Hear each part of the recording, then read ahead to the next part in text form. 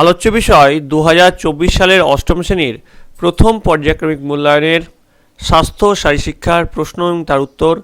এই পরীক্ষায় তোমাদের লিখিত পূর্ণমান থাকবে 5, প্র্যাকটিক্যালে পূর্ণমান থাকবে 10, সময় পাবে তোমরা 30 মিনিট। তোমাদের এর আগে অষ্টম শ্রেণীর প্রথম পর্যায়ক্রমিক মূল্যায়নের বাংলা, ইতিহাস, ভূগোল, বিজ্ঞান, ইংরেজি এবং অঙ্কের প্রশ্ন এবং উত্তর করানো হয়ে গেছে। তোমরা যারা যারা দেখোনি তার জন্য লিঙ্ক ডেসক্রিপশন বক্সে দেওয়া থাকবে, তোমরা সেখান থেকে দেখে নিতে পারো। তোমাদের ফার্স্ট ইউনিট টেস্ট অর্থাৎ প্রথম পর্যায়ক্রমিক মূল্যায়ন আগামী 1 এপ্রিল থেকে 11 এপ্রিলের মধ্যে অনুষ্ঠিত হবে।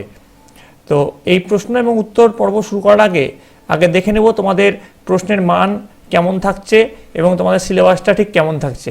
তো দেখো, তোমাদের যেটা অষ্টম শ্রেণীর স্বাস্থ্য শারীরশিক্ষায় তোমাদের মোট থাকছে 65 নম্বর, মানে 3টে পর্ব মিলে তোমাদের মোট থাকছে 65 নম্বর।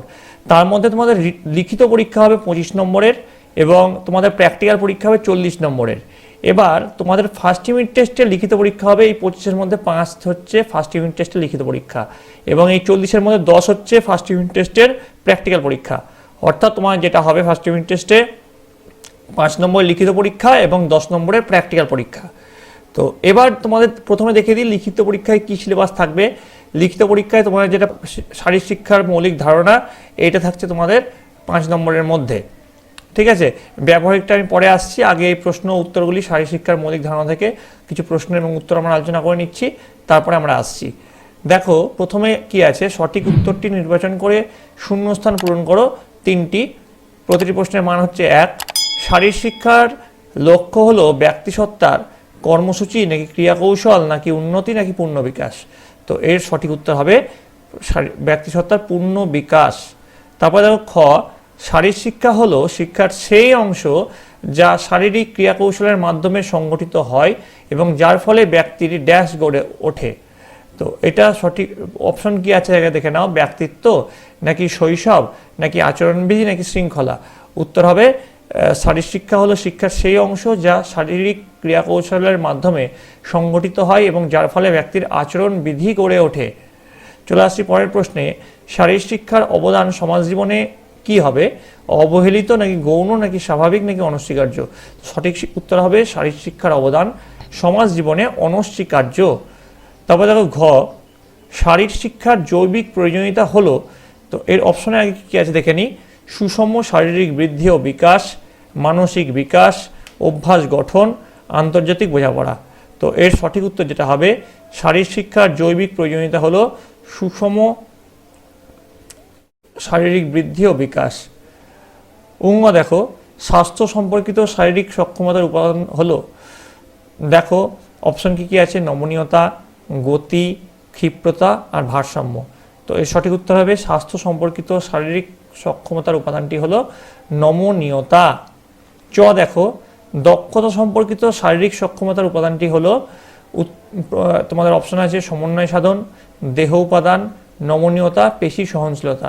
তো তোমাদের যেটা সঠিক উত্তর সেটা হবে দক্ষতা সম্পর্কিত শারীরিক সক্ষমতার উপাদানটি হলো সমন্বয় সাধন।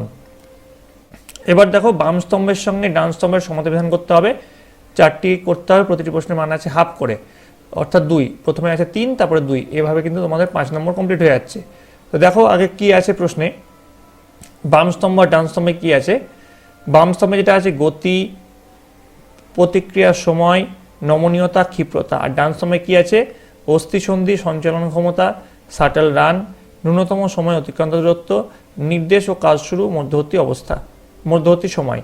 তো এবার যেটা সঠিক উত্তর সেটা কি হবে, দেখো প্রথমে গতি, ন্যূনতম সময়ে অতিক্রান্ত দূরত্ব, প্রতিক্রিয়ার সময়, নির্দেশ ও কাজ শুরুর মধ্যবর্তী সময়, নমনীয়তা এটা দেখো অস্থিসন্ধি সঞ্চালন ক্ষমতা, আর ক্ষিপ্রতা এটা দেখা হবে শাটল রান।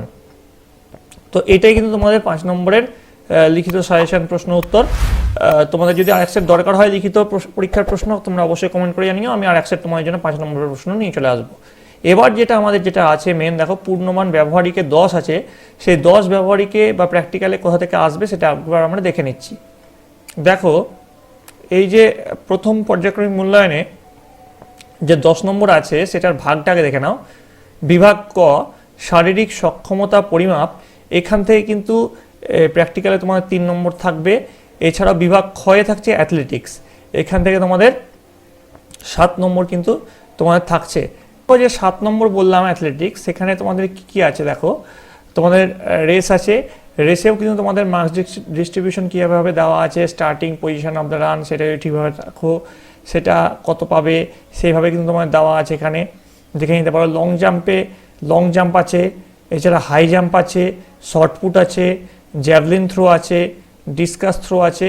এবার এটা তোমাদের বিভিন্ন স্কুল ভিত্তিক বিভিন্ন রকম কিন্তু এটা করানো হতে পারে। দেখো তোমাদের বিদ্যালয়ের প্র্যাকটিক্যালে কী কী করানো হচ্ছে সেই অনুযায়ী কিন্তু তোমরা সেভাবে প্র্যাকটিস করো।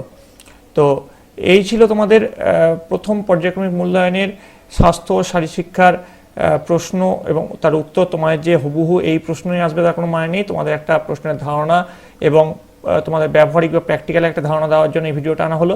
তোমাদের যদি আরও এক সেট দরকার হয়, আমি আগেই বললাম অবশ্যই আমি সেরকম প্রশ্ন নিয়ে আসবো। তো তোমাদের এর সাথে সাথে প্রতিটি সাবজেক্টের প্রশ্ন এবং উত্তর করানো হয়ে গেল। এবার তোমাদের সমস্ত সাবজেক্ট অর্থাৎ তোমাদের 7খান সাবজেক্ট নিয়ে একটি অল সাবজেক্ট ভিডিও আসবে। সেই ভিডিও যদি তোমাদের খুব তাড়াতাড়ি দরকার হয় অবশ্যই কমেন্টে জানাবে। সেই ভিডিওর মধ্যে একসঙ্গে তোমরা সব সাবজেক্ট পেয়ে যাবে। তোমাদের যদি এই ভিডিওটি ভালো লেগে থাকে অবশ্যই একটি লাইক করবে এবং বন্ধুদের কাছে অনেক অনেক শেয়ার করবে। তোমরা যারা এই চ্যানেল নতুন তারা অবশ্যই চ্যানেলটিকে সাবস্ক্রাইব করে পাশে থাকা বেল আইকনটি প্রেস করে দিও, যাতে এই চ্যানেলে নতুন কোনো ভিডিও এলে তার সবচেয়ে আগে আপডেট তোমাদের কাছে পৌঁছায়। তোমরা সকলে ভালো থাকবে, তোমরা সকলে সুস্থ থাকবে।